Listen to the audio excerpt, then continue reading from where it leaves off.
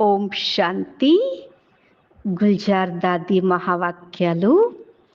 శ్రీమతం అంటే ఏంటి, ఎక్కడ నుండి లభిస్తుంది, వాటి గురించి దాది తెలియజేస్తున్నారు.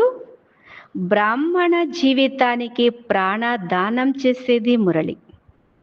బ్రాహ్మణ జీవితానికి శ్రీమతాన్ని ఇచ్చేది మురళి. శ్రీమతంపై నడవమని బాబా మనకు తెలియజేస్తూ ఉన్నారు. మరి ఆ శ్రీమతం అంటే ఏంటి? దాది వారు చెప్పేది శ్రీమతమా? మా నిమిత్త టీచర్ అక్కయ్యలు చెప్పేది శ్రీమతమా? శ్రీమతం అంటే ఏంటి అని కొందరు అడుగుతారు, దాది అంటున్నారు. కానీ మన దాదీలు కానీ నిమిత్త టీచర్లు కానీ వారు కూడా ఒకవేళ మీకు సలహా ఇవ్వాలి అంటే ఏ ఆధారంతో ఇస్తారు? మురళి ఆధారంగానే ఇస్తారు కదా. బాబా ఇలా చెప్పారు అనే చెప్తారు. మరి నేను ఇలా చెప్తున్నాను అని అనరు కదా. బాబా మనకి మురళి ద్వారా శ్రీమతాన్ని ఇస్తారు. మురళిలోని శ్రీమతానికి ఎంత శక్తి ఉంది అంటే మీకు ఎటువంటి మందు కావాలన్నా అది మనస్సుకు కావచ్చు, వాచాకు కావచ్చు, కర్మణాలో యోగిగా అవ్వడంలో కావచ్చు, సంబంధ సంపర్కాలలో అందరితోనూ యథార్థంగా నడుచుకోవడంలో కావచ్చు. ఇలా మీకు ఎటువంటి దానికి మందు కావాలన్నా వెంటనే మురళిని మీ చేతిలోకి తీసుకోండి. ఆ మురళిలోనే అది లభిస్తుంది. కనుక మురళి పుస్తకం లేదా మురళి కాగితాలు ప్రతి ఒక్కరూ తమ వద్ద పెట్టుకోవాలి. ఇది మనందరికీ చాలా అవసరమైనటువంటి వస్తువు. మనస్సుకు సంబంధించిన అన్ని రోగాలకు మందు మురళిలోనే ఉంటుంది. ఎటువంటి ప్రశ్నలకైనా సమాధానం మురళిలోనే లభిస్తుంది.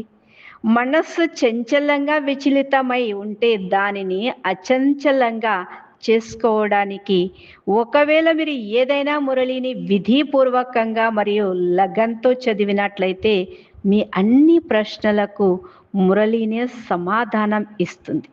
అనగా మురళిలోనే సమాధానాలు లభిస్తాయి. సంపాదనను జమ చేసుకోవడానికి కొద్ది రోజులను బాబా మీకు ఇచ్చినందుకు మీరు చాలా అదృష్టవంతులు. ఎందుకంటే అక్కడైతే వాయుమండలం బాహ్య రీతిలో ఉంటుంది కదా. ఇక్కడి వాయుమండలంలో అయితే ఎక్కడికి వెళ్ళినా ఒకే విషయం, అనగా మధుబన్. ఇక్కడైతే ఒకే పని, మన ఖజానాలను జమ చేసుకోవడం. ఇంకేం పని ఉంది ఇక్కడ మధుబన్లో? ఏ డ్యూటీ కోసం అయితే వచ్చారో వారు ఆ డ్యూటీకి వెళ్తారు. ఇకపోతే ఎవరైతే రిఫ్రెష్ అవ్వడానికి వచ్చారో వారికైతే ఇంకేం పని లేదు కదా. బాబా ఎంత మంచి సహజమైన పద్ధతి వినిపించారు. మురళి విన్నారు అంటే మనస్సుకు ఔషధం లభించినట్లే అని అన్నారు. తనువు కోసం హల్వా ఆహారం తీసుకుంటే శక్తి వచ్చినట్లుగా మనస్సుకు మురళిని వింటే రిఫ్రెష్మెంట్ లభిస్తుంది. శరీరం కోసమై హల్వా ఆహారం తీసుకుంటే శక్తి వస్తుంది. మరి మనస్సుకు శక్తి రావాలి, మనస్సు రిఫ్రెష్మెంట్ అవ్వాలి అంటే మురళి వింటే రిఫ్రెష్మెంట్ లభిస్తుంది. ఈ వృద్ధ మాతలు కూడా మన విశ్వవిద్యాలయానికి అలంకారం. మాతలను చూసి బాబా ఎంతో సంతోషిస్తారు. బాబా మేము ముందే వచ్చి ఉంటే చాలా బాగుండేదని మాతలు అంటే డ్రామాను మార్చలేం కదా, అదైతే డ్రామాలో ఫిక్స్ అయిపోయింది అని బాబా అనేవారు. అందుకని బాబా మాతలను ఫ్రీ చేస్తాను అని అంటారు. మాతలపై ప్రత్యేకంగా దయ చూపిస్తారు. మాతలు ఇన్ని పాయింట్లను గుర్తు పెట్టుకోవాల్సిన అవసరం లేదు అని అంటారు బాబా. మాతలకి ఇంకా ఏ జ్ఞాన విషయాలు గుర్తు లేకపోయినా పర్వాలేదు, మిమ్మల్ని క్షమించేస్తాను. మీకు అడుగడుగున డ్రామా ఏంటి అదొక్కటి గుర్తుపెట్టుకోండి. 84 జన్మలేంటి, ఈ ప్రశ్నలన్నింటి నుండి మీరు ఫ్రీ. ఇంత దయను బాబా మాతలపై చూపించారు. పోనీలే ఒక్క పదమైతే గుర్తించుకోండి అని బాబా అంటున్నారు. మనవడు మనవరాలు విషయాలను మాత్రం గంటలు గంటలు కూర్చొని వినిపిస్తారు. కానీ మురళి కొంచెం గుహ్యంగా ఉంటుంది, అనగా లోతుగా ఉంటుంది, కనుక మర్చిపోతారు.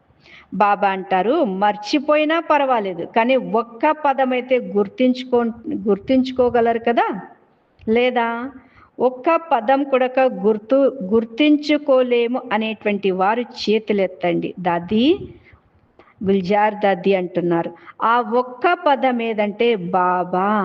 ఇదొక్కటే గుర్తించుకోగలరా? ఎలా భక్తి మార్గంలో రామ రామ రామ అని అనేక సార్లు అన్నారు. అది రామ రామ వెళ్ళి మరగా మారిపోయింది. కానీ బాబా బాబా అన్న పదం ఏదైతే ఉందో అది గుర్తించుకోవాలి కదా. బాబా అని అన్నప్పుడు బాబా ఏమి ఇస్తున్నారో అన్నది కూడా గుర్తుకొస్తుంది. ఎందుకంటే బాబా పదంలోనే ఆస్తంతా కూడా సమాయించబడి ఉంది. బాబాపై ప్రేమ ఎందుకు ఉంది? ఎవరికైనా బాబాపై ప్రేమ ఎందుకుంటుంది?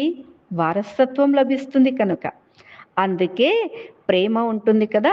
మరి బాబా అన్న పదం అనగానే బాబా ఇచ్చేటువంటి వారసత్వం కూడా గుర్తుకు రావాల్సిందే. మరియు వారసత్వం ఏమిటి? మనం రాకుమారులుగా తయారవుతున్నాం. బాబా అనగా పవిత్రత యొక్క వారసత్వం మీకు తప్ప ఇంకెవ్వరికి లభించదు. మరి ఇది బాబా తప్ప ఇంకెవరైనా ఇస్తారా? పవిత్రత యొక్క వారసత్వం ఇది ఒక్క బాబాని ఇవ్వగలరు.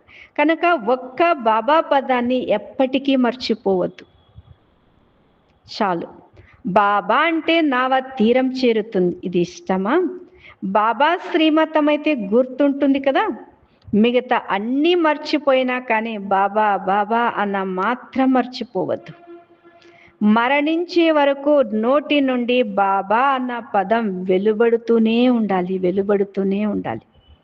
ఎందుకంటే ఈ బాబా అనేటువంటి పదమే ఈ విషయ సాగరం నుంచి క్షీర సాగరంలోకి తీసుకొని వెళ్తుంది, మరియు పరంధామం అనే ఒడ్డుకు చేరుస్తుంది. కాబట్టి బాబా మరియు అలాగే బాబా ఇచ్చేటువంటి వారసత్వాన్ని మర్చిపోకండి. వీటిని సదా గుర్తు పెట్టుకొని ఇదే ఆనందంలో ఉంటూ వచ్చేటువంటి పరిస్థితులు కావచ్చు, సమస్యలు కావచ్చు, మురళి ఆధారంతోనే మీరు తీరానికి చేరుకోగలరు. కనుక సదా బాబా బాబా బాబా అంటూ బాబా యొక్క శ్రీమతం పైన నడుస్తూ ఉండండి. దాది వాళ్ళు ఇచ్చినా, నిమిత్తమైన అక్కయ్య వాళ్ళు ఇచ్చినా అది మురళి ఆధారంతోనే ఇస్తారు. కనుక ప్రతి దానిలో కూడా మురళిని ముందు పెట్టుకొని మురళి ద్వారా సలహా తీసుకొని అవి కర్మలో ఉపయోగించండి. అప్పుడు అది శ్రీమతమే అవుతుంది. ఓం శాంతి.